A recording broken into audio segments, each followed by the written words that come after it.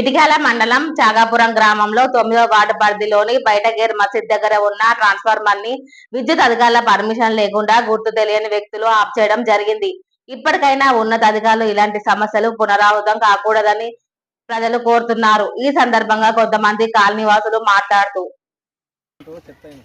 3 గంటలకు పోయింది కరెంటు. ఇంతవరకు ఎవరు దింపినారు, ఎవరు లేదు, ఎవరు పర్మిషన్ ఇచ్చినారు? మీరు ఇచ్చినారు, మీరు లైన్ మీద ఇచ్చినారా? ఇది ఏ శాతం తీసుకున్నారా? అట్లా కాదు, ఎవరైనా కానీ ఊర్లో ఉన్న వాళ్ళు ఎవరైనా సరే ఎవరైనా పర్మిషన్ తీసుకుని దింపినారా?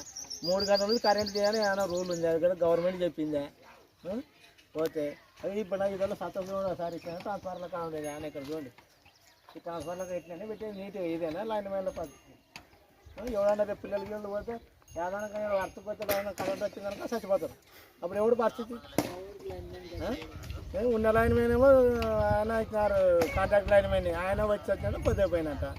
మరి దీని మీద కరెంటు చర్య ఎవరు తీసుకుంటుంది? ఎవరు పడితే ఎవరు దింపుతారు? దీన్ని ఒక్కరు కాదు, ఇష్టం వచ్చి దీన్ని వాడుకుంటున్నారు.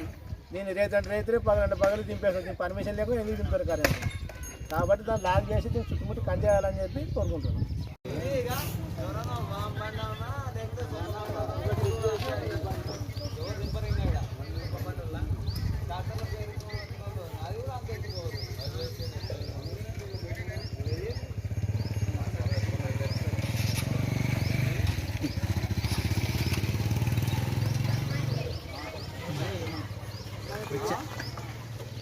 अच्छा करंट है चला